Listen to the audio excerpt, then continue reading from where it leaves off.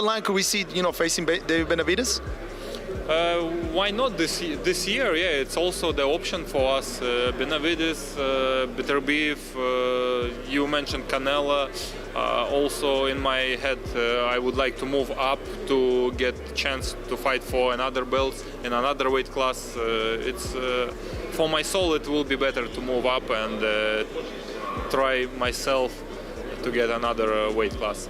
But the thing is that we're already talking. We're in talks. So if it happens in September, great. If it doesn't, it'll definitely happen by this year. Dmitry Bivol and David Benavidez are finally on a collision path as Bivol reportedly agrees to step into a different weight class for a fight that could shake the entire boxing world. Yeah, it's this is more. Yeah, now I'm hearing more and more about it, and soon it will be first beat, I think, about this fight. Yeah. And we will see. I cannot choose my opponents usually. I'm not in that position where I can choose this one or that one. I'm usually getting offers about opponents, and I'm saying yes. Benavidez has already made his intentions clear, calling Bivol a fighter on his level in both danger and skill, and he is fully prepared to step in and face him. So at the end of the day, that's what I'm gonna keep striving. If you look at any other fighter that's extremely dangerous, and they're in my weight class, that's exactly where I'm at, because I want to challenge myself at the end of the day. And the only way you get the best version of yourself, the only way you get greatness out of yourself is if you challenge yourself with the hardest competitors there are. So with Dmitry Bivol, he's a great fighter. He's probably one of the best fighters out there today, just because he's so technical. He has good speed, he has good power. But at the end of the day, that's only going to turn emotional on. In his offer, Benavidez has insisted on making the fight happen at a catch weight of 190 pounds to bring both sides into agreement for the showdown. I'm ready for this fight. Like I said, I've been calling for all these fights because I told you guys I've been 100% ready for this. So what I was thinking, right? How could we make a fight even bigger?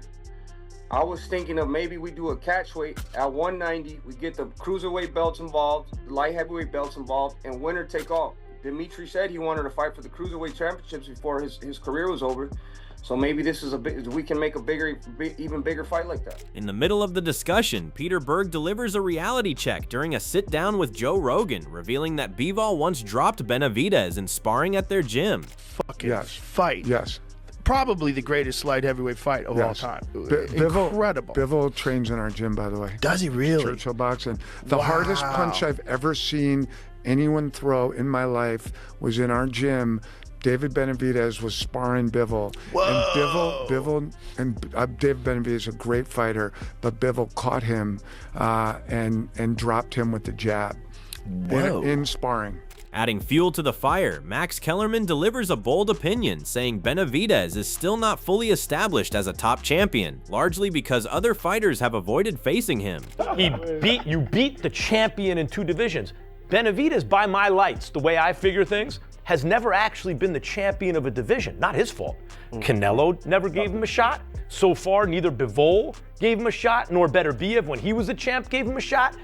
Opetaya is a champion who is sitting there going, I want to fight you, right? Look, the fact that no one's fought Benavidez, you understand. And I know he just beat Zurdo Ramirez and there were belts on the line. Right. The actual champion of the division is different. Let's say the most likely scenario is he goes back down to light heavy and he fights Bivol, who right now is the light heavyweight champion of the world. At one stage, Max questioned Teofimo's use of the term champion, arguing that Benavidez has yet to get the level of fights that would truly earn him that recognition. Especially should not be calling the title holders champions, because think of how hard it was. You actually had to be the champion of the whole wide world. It's different. It's different. The guys who need to call themselves champions who just grab a belt are the dudes who aren't good enough or didn't have the opportunity to even fight those fights anyway. It hits different, and I feel like with Bivol, I think he's the only one that'll possibly give David Benavidez a little bit of run for his money. Who do you like in the fight? Move and all that? Because of the movement, I think that Benavidez really capitalizes when you're right there with him. Yeah.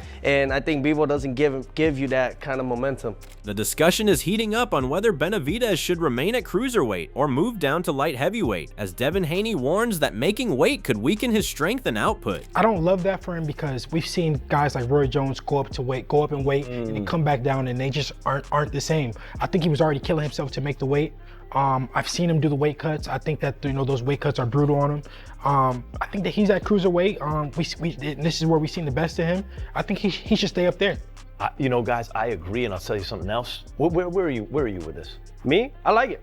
I like the fight. You like him going back down? I think. Or do you want Bivol to come up? I think Bivol, no. Go back down if he likes to. He could use it. I mean, he's champion in both weight divisions. As Bivol hints at finally agreeing to face Benavidez, his long-running situation with Artur Beterbiev is once again under the spotlight, with some even accusing him of avoiding the trilogy. While talk shifts toward a catchweight showdown, Shakur Stevenson adds his perspective, saying he would rather see Benavidez face Bivol instead of the third fight. He still believes Beterbiev deserves the trilogy, but feels this matchup carries more excitement and even leans slightly toward Bivol in the potential clash. Do you want to see a trilogy, or would you rather just see the Benavidez? I'd rather see the Benavidez. I mean, Beterbiev deserved a trilogy technically because of the first fight. I thought Bivol won the first fight too. Yeah, I did too. But me, I think that Benavidez and Bivol is another fight that's one of the biggest and best fights in the sport of boxing. I don't know if it's the biggest, but one of the best as far as like competitive wise. Who you got in there? That's a hard fight. I ain't gonna lie. I'm leaning towards Bivol. But I know like it would be tough with Benavidez with his pressure. Teddy Atlas shares his perspective on a potential Bivol versus Benavidez fight, saying he would have initially favored Bivol, but now believes Benavidez has proven he belongs at light heavyweight after moving up seamlessly from super middleweight. He says, Bivol's to fight Benavidez, and without having seen this fight, I would have liked Bivol. I don't think that I like him more now because he's the naturally bigger guy. I think that Benavidez has shown me he fits right into the light heavyweight division. There's no problem with him having moved up. He was always a huge super middleweight, and he's moved up, with no problem at all, in a seamless way. Benavidez' hand speed and volume punching has been his biggest weapon, and Gabe Rosado shares his thoughts on how it compares to Ryan Garcia. He explains that both fighters show elite natural speed, with Garcia sharp and explosive, while Benavidez carries unusual quickness for a cruiserweight. Rosado highlights how Benavidez maintains welterweight level hand speed even as a much bigger man, making their comparison a rare look at speed across different weight classes. And here's a quick lab breakdown into the hand speed of Benavidez and Ryan Garcia. Let's get it. Right here, these guys are shoe shine. This is God-given abilities right here, man. But the way you can help increase your speed in shadow boxing is hand weights. Using hand weights, 10-pound hand weights, 5-pound hand weights, dropping the weights down to then right here, shoe shining. The fact that Benavidez is a cruiserweight and he can match the speed of a welterweight in Ryan is insane, bro, is insane. And right here in sparring with me and Benavidez, this is back in 2021. Great body work right there. Benavidez shoe shines on me. Benavidez' hand speed and volume punching stands out again as Gabe Rosado reflects on his own sparring experience with him. Rosado recalls Benavidez mixing speed with heavy combinations during their sessions, showing sharp shoe shine bursts and strong body work. He notes how that fast combination even dropped him, proving how dangerous Benavidez becomes when he puts combinations together. Rosado is convinced his speed, power, and skill could one day carry him all the way to heavyweight success. I try to do it right back, quick little shoe shine back. But right here, this is what makes Benavidez so great is that he works on these combos in sparring. One thing we said is, would he bring that hand speed to cruiserweight? And as you can see right there, throwing that shoe shine, blocking, using his shoulders to block shots, ripping to the body. And that quick combo right there puts Zurdo down. That body shot right there sets up the shoe shine, as you can see right there. That's a 5-6 punch combination. It's insane for a guy that big to possess that kind of speed. It's insane. Super middleweight champion, light heavyweight champion, and now cruiserweight champion. And I won't be surprised if he becomes heavyweight champion one day.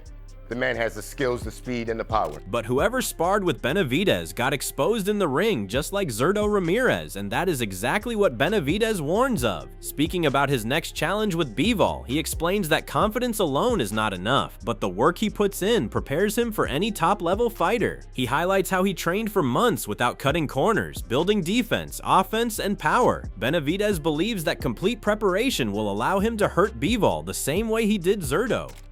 For a fight to change, your fight to end, it only needs 1 second or one good combination.